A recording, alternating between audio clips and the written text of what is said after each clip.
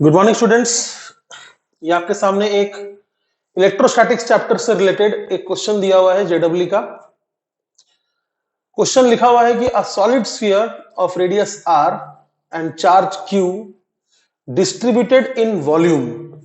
तो सबसे पहला हिंट कि चार्ज जो है वो स्फीयर में कैसा डिस्ट्रीब्यूशन में है, वॉल्यूम डिस्ट्रीब्यूशन में है। समझे आप? यानी अंदर चार्ज है जिसका चार्ज डेंसिटी दिया हुआ है रो इज इक्वल टू के आर का पावर ए। ठीक है, ये जो के है बेटा ये कूलम्स कांस्टेंट नहीं है, सामने लिखा हुआ है कि के ऐसी एक कांस्टेंट है। लेकिन यहां पर एक मुसीबत वाला बात है कि ये चार्ज डेंसिटी जो है ये डिस्टेंस पर डिपेंडेंट है। समझे आप?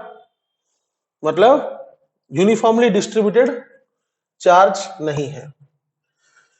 फिर लिखा हुआ है कि जहां इस इक्वेशन में आप देख रहे हैं के और ए क्या है, कांस्टेंट्स है, और आर क्या है, R is the distance from the centre.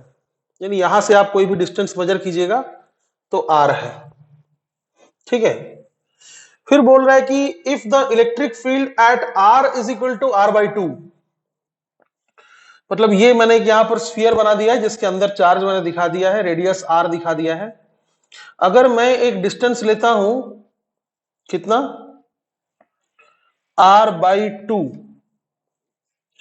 तो वहां पर इलेक्ट्रिक फील्ड मान लेता हूं मैं E1 is 1/8 times that at R is equal to R। मतलब इस पॉइंट पर अगर मैं इलेक्ट्रिक फील्ड मान लू E2, तो क्वेश्चन बोल रहा है given E1 is 1/8 times E2, this is given. और पूछ क्या रहा है, then find the value of A। यानी यहां पर जो आप देख रहे हैं चार्ज डेंसिटी के इक्वेशन में जो उसने अल्फाबेट ए यूज किया है उसका वैल्यू वो मांग रहा है। ऑप्शंस दिया हुआ है 2, 3, 5 और 6। ठीक है, क्वेश्चन को एक बार फिर से आप समझिए। क्वेश्चन बोल रहा है कि a solid sphere of radius R, वो मैंने बना दिया यहां पे रेड कलर का, एंड चार्ज क्यू, जो चार्ज है उसके अंदर it is distributed in volume, और उसका वॉल्यूम चार्ज डेंसिटी जो है वो गिवन है रो इज इक्वल टू के आर का पावर ए। मतलब यहां पर चार्ज डेंसिटी जो है वो डिस्टेंस पर डिपेंडेंट है, मतलब ये यूनिफॉर्मली चार्ज्ड नहीं है, यूनिफॉर्मली डिस्ट्रीब्यूशन नहीं है। फिर वो बोल रहा है कि अगर हम यहां पर दो पॉइंट्स कंसीडर करें, एक छोटा r is equal to R by two यानी आधे रेडियस पर, और एक पॉइंट हम कंसीडर करें छोटा r is equal to r यानी पूरे रेडियस पर, इन दोनों पर अगर इलेक्ट्रिक फील्ड देखा जाए ये चार्जेस के कारण, तो यहां पर जितना इलेक्ट्रिक फील्ड होगा वो यहां का 8वां हिस्सा होगा, E1 is equal to E2 by 8। तो फिर बताइए ये जो अल्फाबेट यहां पर A लिखा हुआ है उसका वैल्यू कितना होगा। देखिए, इस क्वेश्चन को सॉल्व करने के लिए सबसे यूजफुल नॉलेज आपको क्या होना चाहिए, चाहे आप स्टेट बोर्ड के स्टूडेंट हो या फिर कोई भी एंट्रेंस एग्जामिनेशन या सीबीएसई, ठीक है, किसी के भी स्टूडेंट हो आप, एक चीज याद रखिएगा जो यहां पर यूजफुल है, यानी की जो है वो ये है कि अगर हम कोई भी चार्ज्ड बॉडी लेते हैं तो इस पॉइंट पर फील्ड निकाला कैसे जाए, how to calculate field at this point, electric field at this point, यह आपको पता होना चाहिए, तभी तो आप सॉल्व करेंगे ना। जब तक आप E1 और E2 सेपरेटली पता नहीं करेंगे तब तक आपको यह आंसर कैसे मिल पाएगा। तो चलिए पहले हम इस बात पर फोकस करते हैं कि कोई भी चार्ज स्फीयर के अंदर कोई भी एक पॉइंट ले लीजिए, अंदर बाहर कहीं भी, ये पॉइंट यहां हो या फिर यहां पर हो या फिर यहां पर हो, कहीं भी किसी भी पॉइंट पर अगर आपको फील्ड पूछा जाए,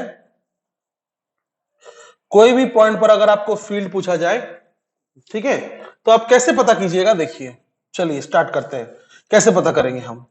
सबसे पहला काम होगा अपना, उस पॉइंट से पास होता हुआ हम एक गॉसियन सरफेस बनाएंगे। What is this? This is Gaussian surface. उसके बाद हम उस गॉसियन सरफेस पर फ्लक्स निकालेंगे। अच्छा, गॉसियन सरफेस का सेंटर वही होना चाहिए जो चार्ज स्फीयर का सेंटर है।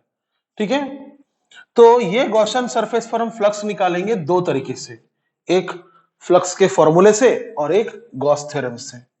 यानी हम निकालेंगे फ्लक्स एक फ्लक्स के फॉर्मूले से which is E into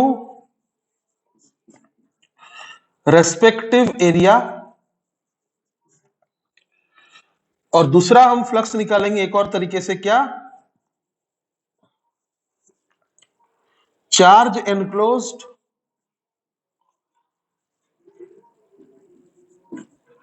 by that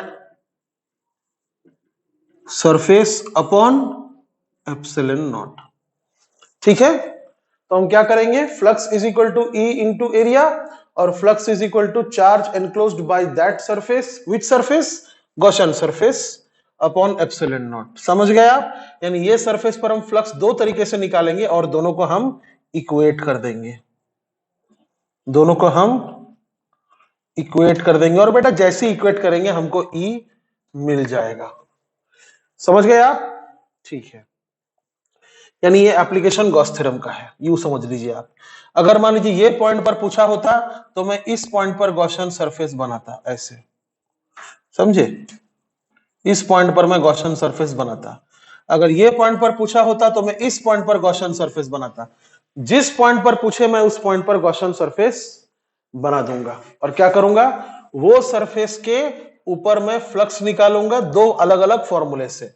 एक फ्लक्स का फॉर्मूला जो है ई इंटू रेस्पेक्टिव एरिया, और दूसरा फॉर्मूला है charge enclosed by that surface upon epsilon naught. ठीक है, तो मैं ये पार्ट को मिटा रहा हूं, आप प्लीज इसको वीडियो पॉज करके लिख लीजिए। ठीक है, या वीडियो को पॉज करके आप देख लीजिए अच्छे से कि मैंने क्या बोला। ठीक है, चलिए, तो हमें याद रखिएगा यहां पर दो अलग अलग पॉइंट्स पर इलेक्ट्रिक फील्ड निकालना है। तो पहले हम लिखेंगे at R is equal to R by two. ठीक है, और डायग्राम हम यहां पर चेंजेस करेंगे, कंस्ट्रक्शन करेंगे। हम क्या करेंगे, इस पॉइंट पर एक गॉसियन सरफेस बना देंगे जिसका सेंटर वही होना चाहिए जो चार्ज स्फीयर का है। ठीक है, और इस सरफेस के अंदर पहले हम निकालेंगे कितना चार्ज एनक्लोज्ड है। Charge enclosed by surface. कौन सा surface?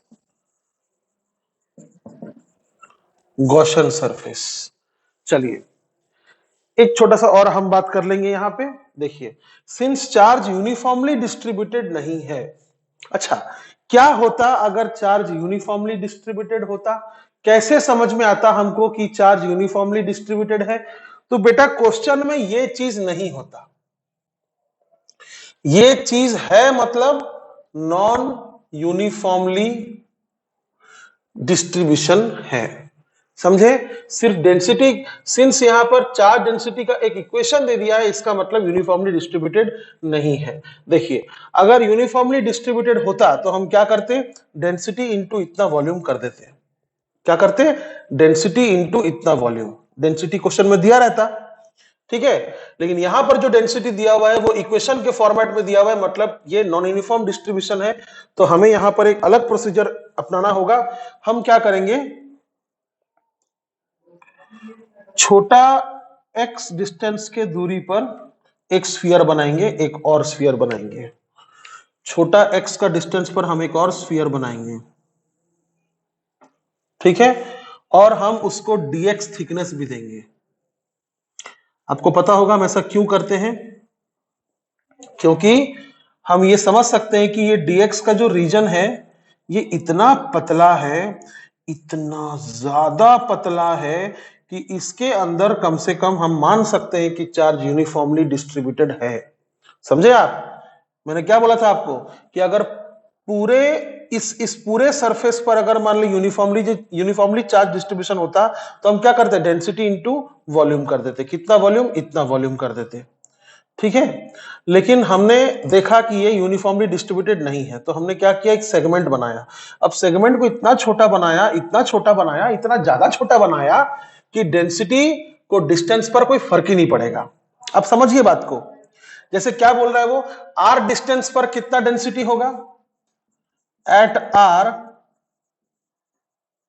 Density will be equal to कितना, के आर का power A. Therefore at X density will be कितना, के एक्स का पावर ए। समझ गए आप, जो डिस्टेंस है वहां पर पुट कर दीजिए। तो एट एक्स डेंसिटी कितना होगा, के एक्स प्लस एक्स का पावर ए, यानी इस पॉइंट पर चार्ज डेंसिटी कितना होगा, के एक्स का पावर ए। तो इस पॉइंट पर कितना होगा, इस पॉइंट पर उतना ही होगा जितना यहां पर था। क्यों, क्योंकि dx बहुत छोटा है, इसलिए मान सकते हैं कि कम से कम इतना शेडेड रीजन में तो भाई चार्ज यूनिफॉर्मली डिस्ट्रीब्यूटेड है।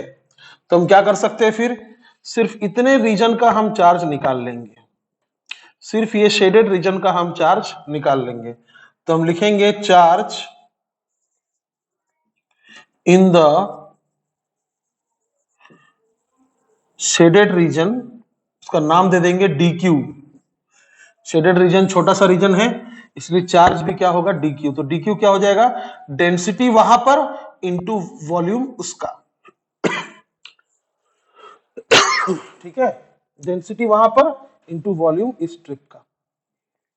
तो यहां पर डेंसिटी कितना है मैंने पहले लिख दिया है, रो इज इक्वल टू के एक्स का पावर ए, ठीक है। तो क्या हो जाएगा फिर, dq इज इक्वल टू के एक्स का पावर ए, और dv क्या हो जाएगा, फिर आपको मालूम है कि कोई भी अगर आप एक स्फेरिकल सेगमेंट लेंगे तो उसका वॉल्यूम कितना हो जाता है, सरफेस एरिया इंटू थिकनेस। ये चीज भी याद रखिएगा आप, है ना। कोई भी आप एलिमेंटल वॉल्यूम लीजिएगा तो क्या होता है, अंदर का एरिया इंटू थिकनेस, समझे, एरिया इंटू थिकनेस कभी भी क्या होता है, वॉल्यूम। अच्छा, तो अगर हम इसको थोड़ा ठीक से लिखेंगे तो क्या होगा, k into 4 pi into x का पावर, देखिए यहां पर a है, यहां पर 2 है, तो हम लिख सकते हैं 2 plus A into D X is equal to D Q. हम इसको इक्वेशन 1 मान लेंगे, ठीक है। चलिए फिर हम क्या करेंगे, हम कैलकुलेट करेंगे कि यहां से लेकर यहां तक कितना चार्ज होगा। तो इसी को इंटीग्रेट कर देंगे, having the limits from 0 to r/2। It's so simple. यानी हम dq का चार्ज निकाल के, हम dq निकाल के क्या करेंगे, इंटीग्रेट कर देंगे। कहां से कहां तक भाई, यहां से जहां तक पूछा है वहां तक। मैंने क्या लिखा है, charge enclosed by Gaussian surface 1। इस गॉसियन सरफेस का नाम मान लीजिए 1 है, ठीक है। तो q will be equal to integration of dq from 0 to r/2, ठीक है। तो q कितना हो जाएगा, q1 मान लेते इसको, हो जाएगा क्या लिखा हुआ है, 4 पाई के, यहां पर लिखा हुआ है 4 पाई के एक्स का पावर 2 प्लस ए dx, कहां से कहां तक, 0 से लेकर r/2 तक। तो चलिए इंटीग्रेशन करते हैं इसका, it's very simple. It will be 4 pi के एक्स का पावर 2 प्लस ए प्लस 1 अपॉन 2 प्लस ए प्लस 1। आपको याद होगा कि इंटीग्रेशन ऑफ एक्स का पावर n dx क्या होता है, एक्स का power n plus 1 upon n plus 1, ठीक है। तो यहां पर n क्या था, 2 प्लस ए था, जो भी था, प्लस 1 अपॉन प्लस 1, ठीक है। तो हो गया। अब इसको सॉल्व कर दीजिए, 2 प्लस 1 कितना हो जाएगा, 3। तो 3 प्लस ए लिख सकता हूं मैं यहां पर, 3 प्लस ए, और यहां भी मैं लिख सकता हूं 3 प्लस ए। तो बेटा ये मेरा निकल गया charge enclosed by the surface Gaussian surface, कौन सा, ये अंदर वाला ग्रीन वाला, ठीक है।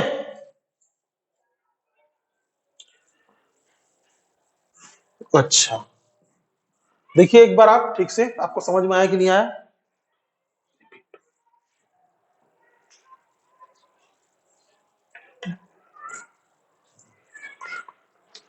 समझ गया, ठीक है। चलिए आगे बढ़ते हैं। अरे लिमिट तो लगाया ही नहीं, हे भगवान, कैसा कैसा हो जाता है गलती, लिमिट लगाना भूल गए। अरे ये तो चार्ज की इक्वेशन निकल गया, लिमिट कौन लगाएगा? 0 to r/2 आपको लिमिट लगाना है। चलिए लिमिट लगा देते हैं।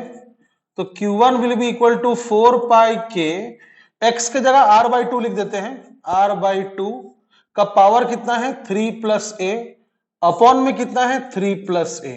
ये हो गया, आपने अपर लिमिट लगा दिया, लोअर लिमिट लगाने का जरूरत नहीं है, ठीक है, क्योंकि वो 0 हो जाएगा। तो ये आपका चार्ज एनक्लोज हो गया, कितना चार्ज एनक्लोज हो रहा है वो निकल चुका है, ठीक है।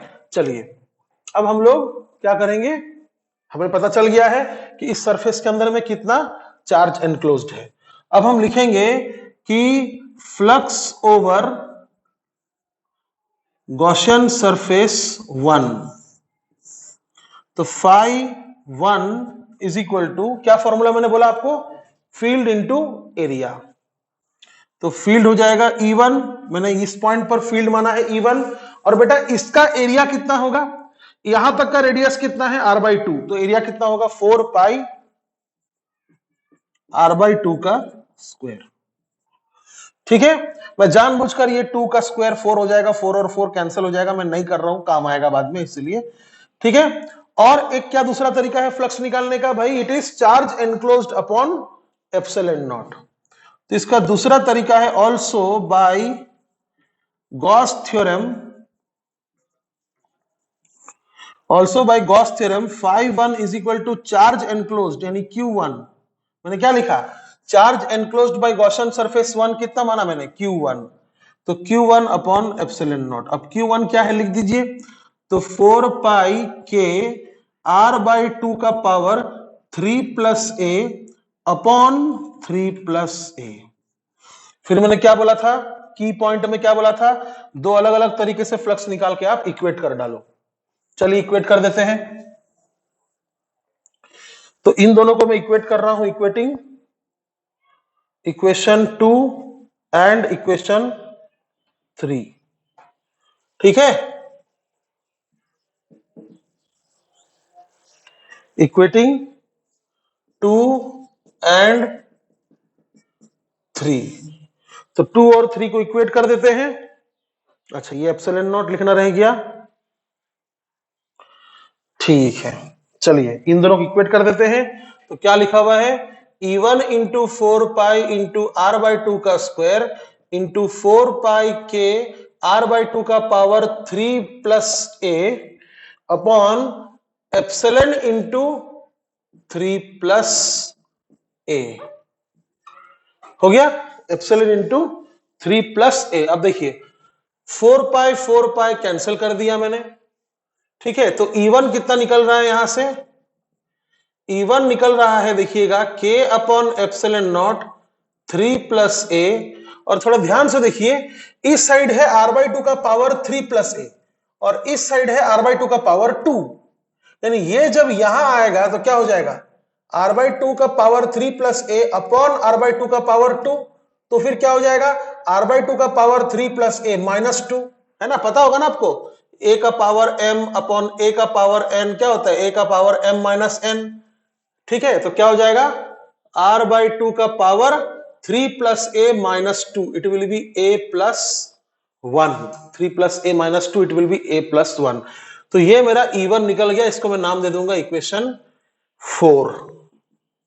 चलिए एक काम हो गया कि एट r/2 कैलकुलेट हो गया है, ये वाला हो गया।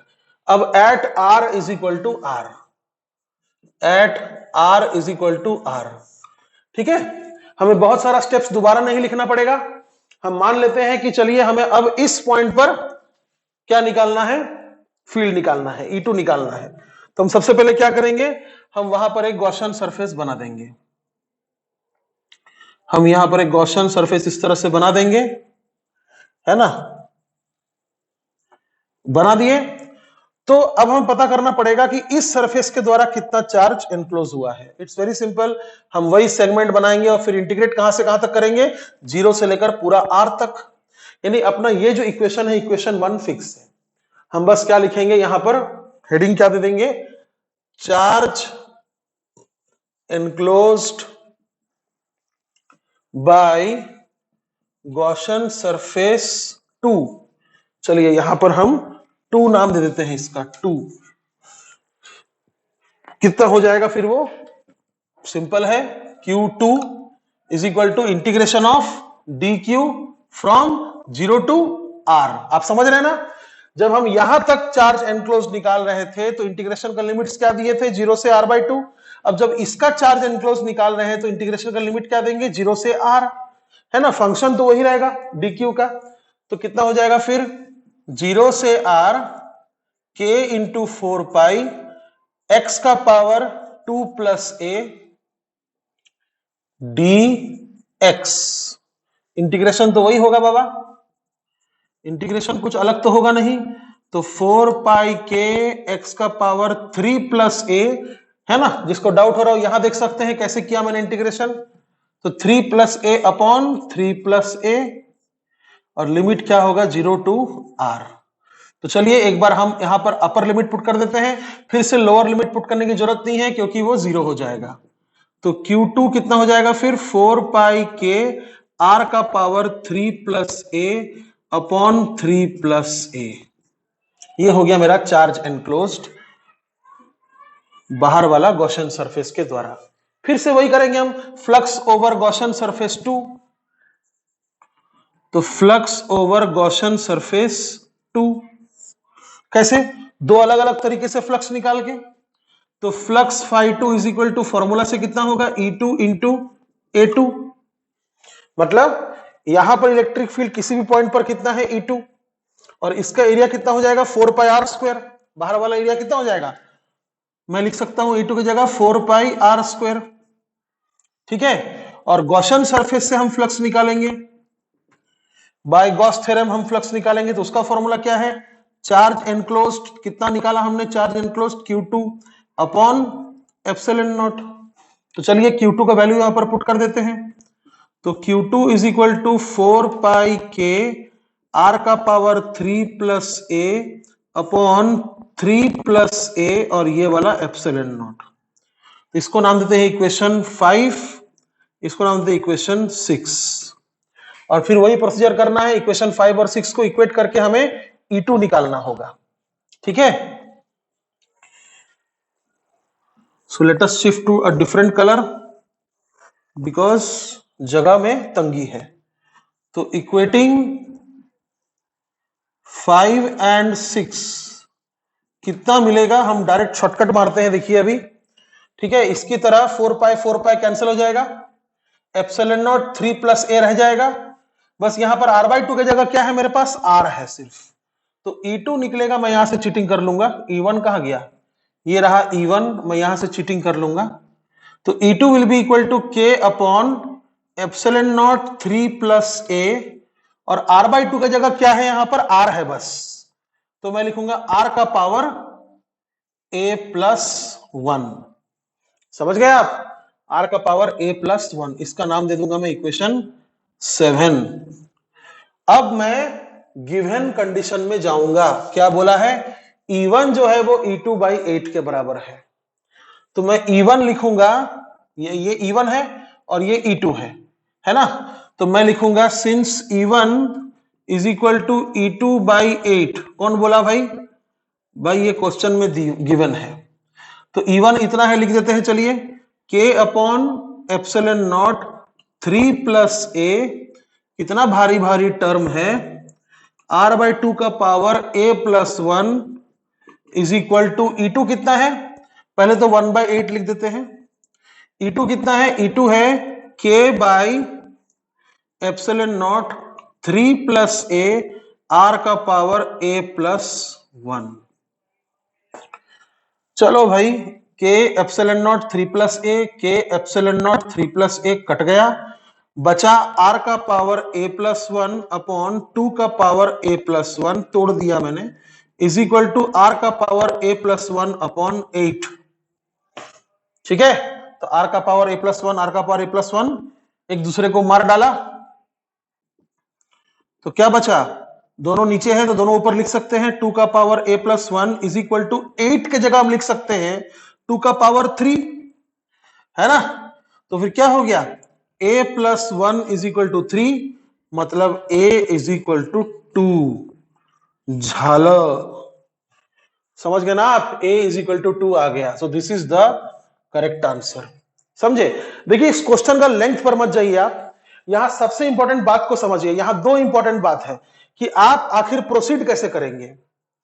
प्रोसीड करेंगे हम इस तरह से, यूं समझकर कि हमें इस पॉइंट पर और इस पॉइंट पर फील्ड निकालकर गिवन कंडीशन को फुलफिल करवा देना है। हम ये जानते थे स्टार्टिंग से कि अगर अब यहां पर और यहां पर फील्ड निकाल के गिवन कंडीशन को फुलफिल करा दीजिएगा तो किसी ना किसी कीमत पर आपको ए मिल जाएगा। समझे? तो सवाल ये उठता है कि हम यहां पर E1 और यहां पर E2 पता कैसे करें। तो उसका सक्सेस पॉइंट मैंने आपको क्या दिया, की पॉइंट क्या दिया मैंने आपको, कि इस पॉइंट से पास होता हुआ एक गॉसियन सरफेस बनाओ, उस गॉसियन सरफेस पर एक बार अपने तरीके से फ्लक्स निकालो, अपना तरीका मतलब फील्ड इनटू एरिया, और एक बार गॉस के तरीके से फ्लक्स निकालो मतलब charge enclosed by epsilon not, और दोनों को इक्वेट कर डालो, E1 भी मिल जाएगा। वैसे यहां पर एक सरफेस बनाकर वैसे ही काम करो तो E2 मिल जाएगा। फिर बाकी सब क्या है, बाकी सब मैथ्स है। समझ गए? वैसे भी क्वेश्चन नीट का नहीं है, जेडब्ल्यू का है, इसलिए कोई जरूरत नहीं टेंशन लेने का। समझ गए आप? और सबसे इंपॉर्टेंट बात इसमें एक और क्या था कि अगर मान लीजिए नॉन यूनिफॉर्मली डिस्ट्रीब्यूटेड है तो बेटा आंसर इंटीग्रेशन से आएगा। समझ गए आप? अगर चार्ज यूनिफॉर्मली डिस्ट्रीब्यूटेड होता तो आप आराम से क्या करते, डेंसिटी इंटू वॉल्यूम, लेकिन यहां पर नॉन यूनिफॉर्मली डिस्ट्रीब्यूटेड है तो आपको एक सेगमेंट का चार्ज निकाल के इंटीग्रेट करना पड़ रहा है। कहां से कहां तक? यहां से वहां तक जहां तक आपको पूछा गया है। ठीक है, धन्यवाद।